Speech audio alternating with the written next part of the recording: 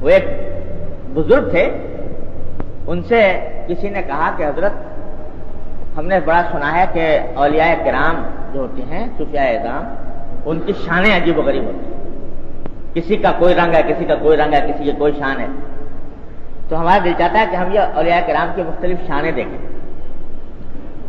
تو بزرگ نے کہا کہ اب یہاں کس چکر میں پڑے، یہ بزرگوں کی شانیں دیکھنا اور اولیاء کرام کی شانیں دیکھنا، اس فکر میں مت پڑو۔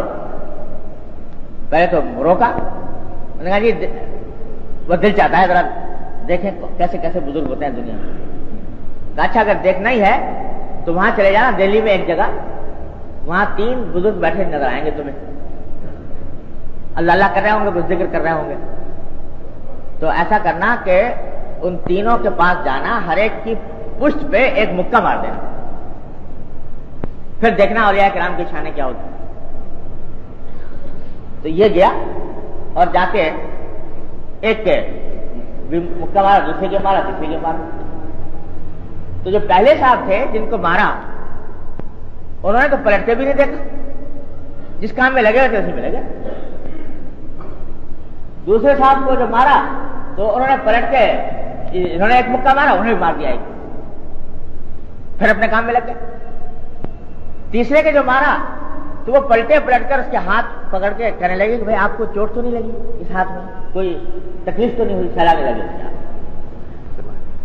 تو یہ آئے، آ کر کہا جی عجیب قصہ ہوا، کیا ہوا کہ بھائی وہاں تو گیا تھا وہ اس طرح، کیا کیا انہوں نے کہ صاحب جو پہلے جو تھے وہ تو مڑ کے دیکھا ہی نہیں، جیسے کچھ ہوا ہی نہیں، اور دوسرے مڑ کے ایک مکہ مار دیا، اور تیسرے میرے ہاتھ الٹا سلانے لگے۔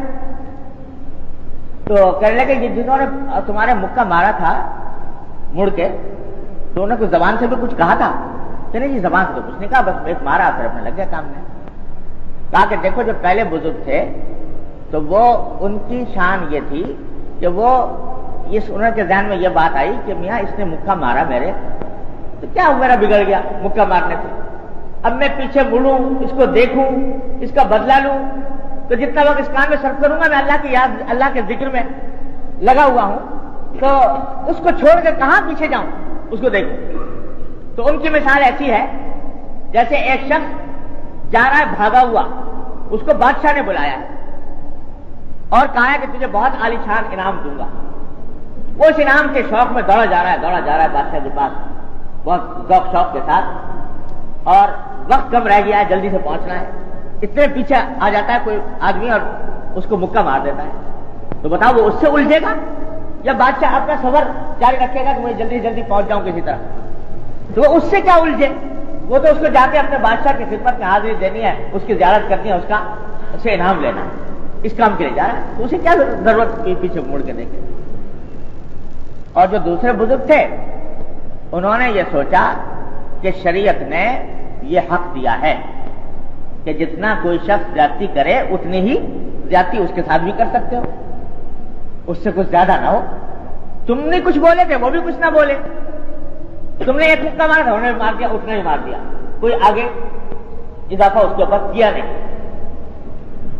اور یہ بھی بتا دوں، ہمارے حضرت فرماتے ہیں، یہ بات میں حضرت تھانوی رضی اللہ عنہ سے عرض کر رہا ہوں، حضرت فرماتے ہیں کہ بعض اوقات صوفیاء کرام جن سے منقول ہے کہ انہوں نے بدلہ لے لیا، وہ بدلہ لینا بھی در حقیقت اس شخص کی خیرخواہی کی وجہ سے ہوتا ہے۔ کیوں؟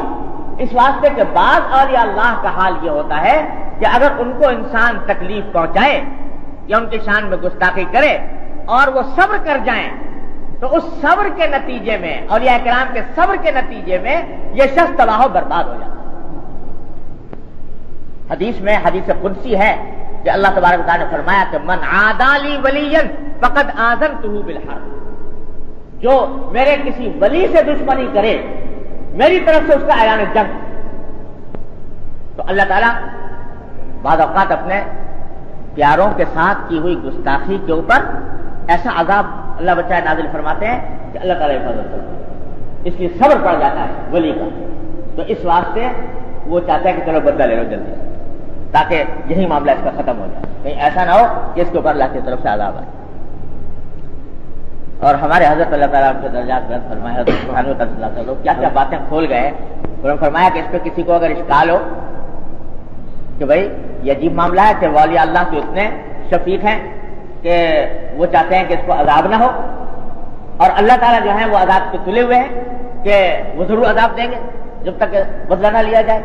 تو اس کے معنی یہ ہوا کہ ان کی شفقت زیادہ ہو گئی اولیاء کی اللہ تعالیٰ کی رحمت اور شفقت کے مقابلے میں.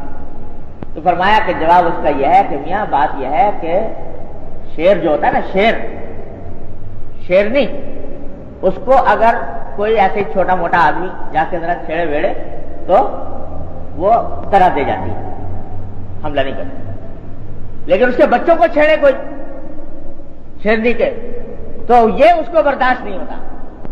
تو اللہ جل جلالہ اپنی اللہ تعالیٰ کی شان میں کیسی گستاخیاں ہو رہی ہیں دیکھ لو، کفر شرک خدا جانے کیا کچھ، لیکن اللہ تعالیٰ اپنے تحمل سے اس کے درگزر فرما رہے ہیں. لیکن جو ان کے پیارے ہیں اولیاء اللہ، اولیاء کرام، ان کی شان میں گستاخی اور ان کی شان میں بدتمیزی یہ انسان کو بعض اوقات تباہ کر دیتا ہے. تو فرمایا کہ بعض اوقات اولیاء کرام بدلہ لیتے ہیں، جہاں منقول ہے بدلہ لینا تو وہ اس مصلحت سے ہوتا ہے، اسی کے خیر خواہی کے لیے. نہ لیا تو خدا جانے اللہ کا کیا عذاب نازل ہو جائے گا. اور تیسرے جو بزرگ تھے جنہوں نے ہاتھ چلانا شروع کر دیا، ان کے اوپر اللہ تعالیٰ نے غلبہ یہ مسلط فرمایا تھا خلق خدا کے اوپر رحمت و شفقت. تو انہوں نے پلٹ کر یہ کر دیا.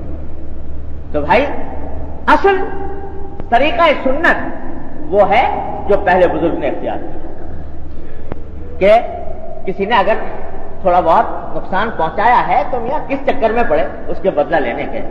بدلہ لوگے تو کیا فائدہ مل جائے گا؟ بس یہ تو ہے نا ذرا آگ ٹھنڈی ہو جائے گی سینے کی. لیکن اگر تم اس کو معاف کر دو، درگزر کر دو، معافی دے دو،